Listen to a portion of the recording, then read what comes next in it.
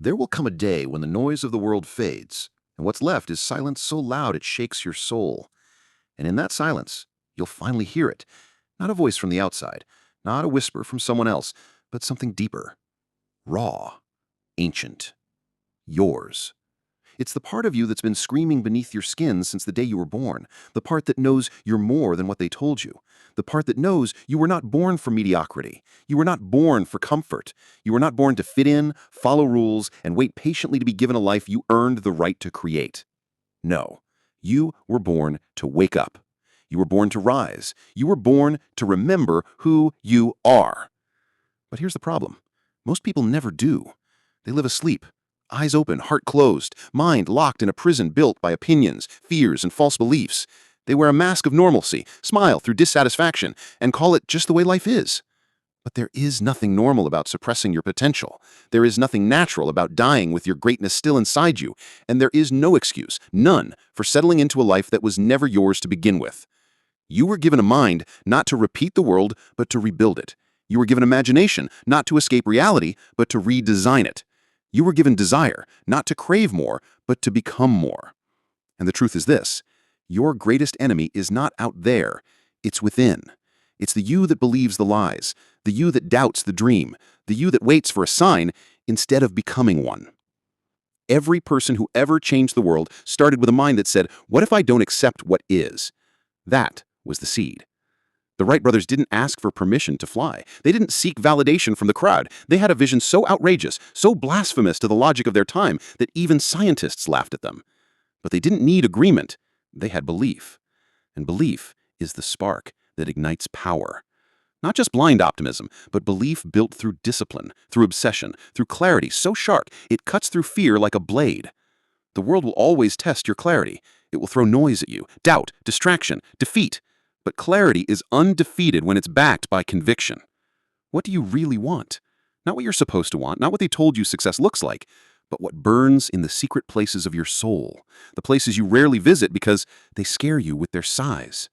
That's the power. That's the part of you this world needs, not the version that fits in, but the version that shakes the system. And the way you awaken it is not through waiting. It's through work. Mental work, emotional work, spiritual work, the kind of work that most people avoid because it doesn't come with applause or guarantees, but that's what makes it real. Awakening is not a moment. It's a decision you make every morning, every hour, every second.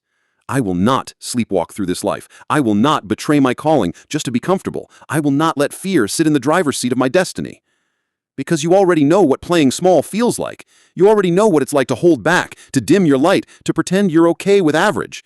What you don't know, what you haven't yet fully tasted, is what happens when you become dangerous to your limitations, when you become a threat to every excuse that once ran your life.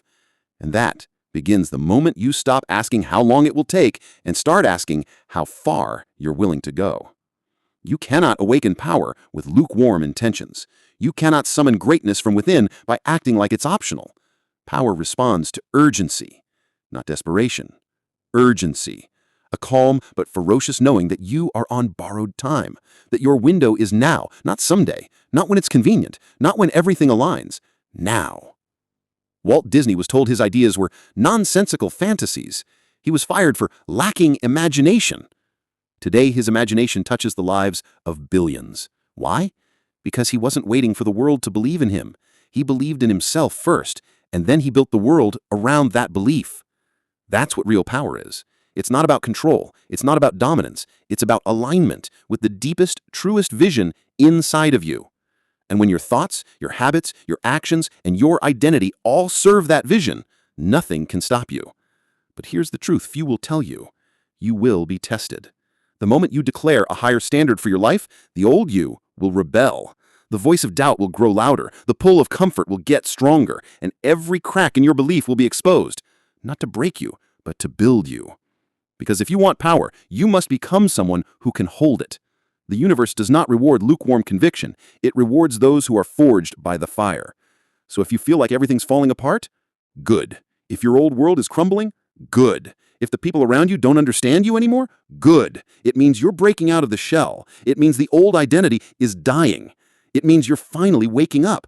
Because real awakening doesn't feel like a gentle sunrise. It feels like an earthquake. It feels like everything inside you is being ripped apart and rewired at the same time. It feels like shedding the skin you've worn your whole life and standing naked in front of the future, saying, I am ready. But most people turn back when that moment comes. They confuse discomfort with danger. They mistake challenge for failure. They feel the burn and they run. But not you. Because now you understand, the burn is not pain.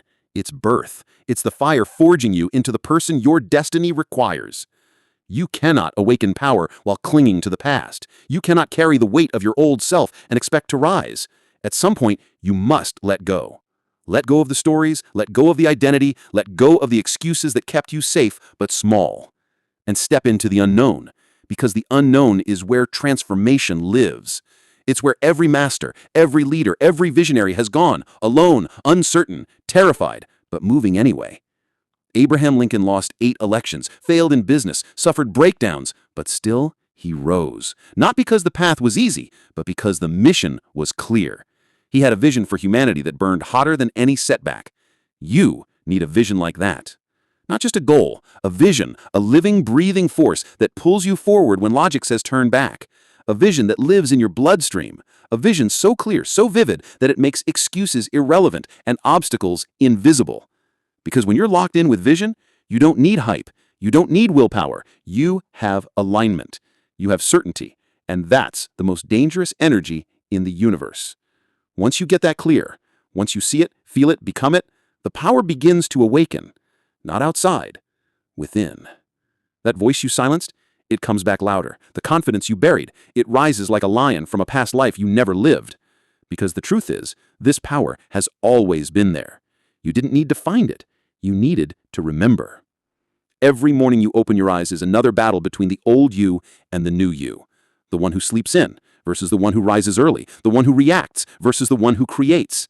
And every choice you make, every tiny shift, is either feeding the power or feeding the fear. That's the real war. Not against society, not against your haters, not against the economy, your past, or your parents. It's the war between your potential and your patterns.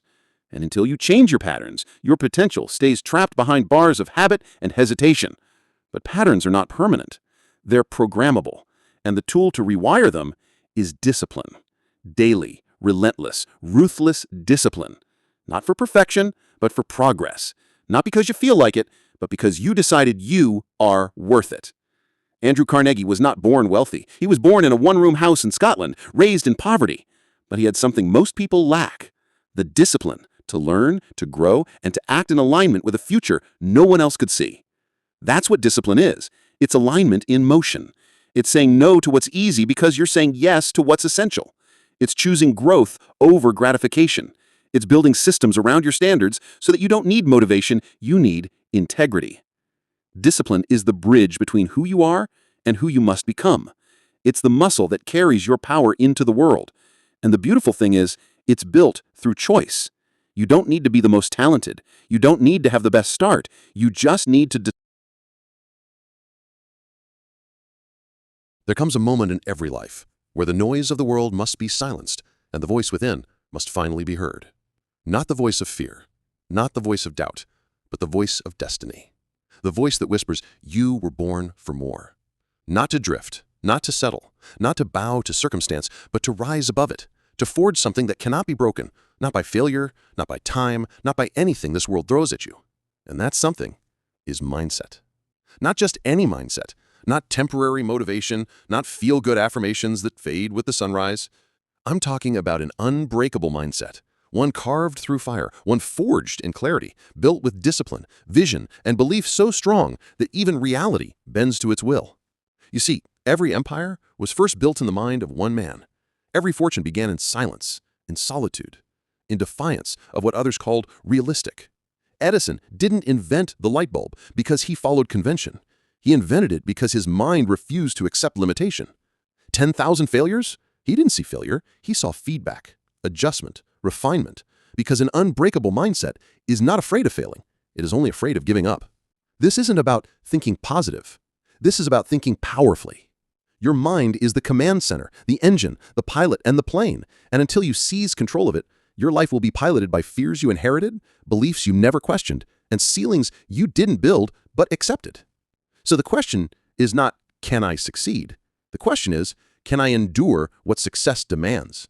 Because the truth no one tells you is that success is inconvenient. Greatness is not comfortable.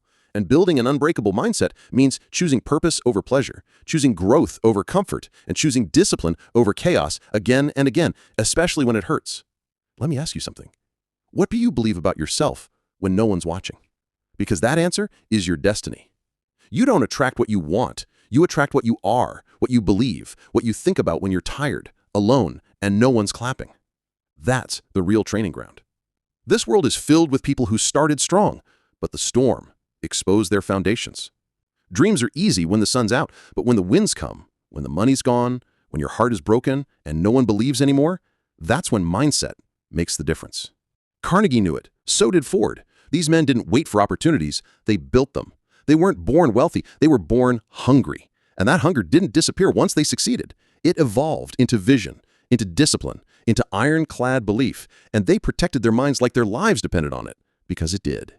If someone walked into your home every day and poured garbage all over your floor, you'd throw them out, wouldn't you? Then why do you let the world pour garbage into your mind every time you scroll, every time you compare, every time you consume, instead of create? Your mind is your temple, and what you feed it determines what it produces.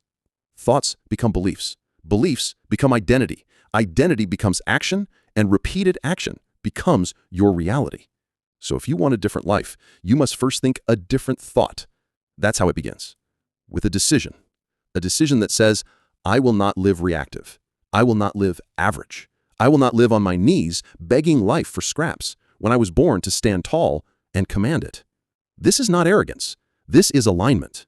Because deep down, you already know there is more. You feel it. That flicker of dissatisfaction, that's not weakness. That's your soul reminding you there's a higher gear. But here's the truth. There is no hack, no shortcut, no magic secret. The world will sell you dopamine, but legacy, that's earned in silence. That's built in early mornings, in late nights, in the days you don't feel like it, but show up anyway. It's built when you decide that your word is law. That once you say you'll do something, you do it. Not when it's easy, when it's right. You want to build an unbreakable mindset? Then you must become a person of discipline. Discipline is the gateway, the sword that cuts through noise, distraction, and weakness. It is the foundation of every strong mind, every world changer, every warrior of the will. Because without discipline, dreams are just wishes, and wishes are for people hoping life gets easier. You don't want easier. You want stronger, sharper, focused. You want to stop reacting and start directing. And that starts with mastering the most important battlefield on earth, the 6 inches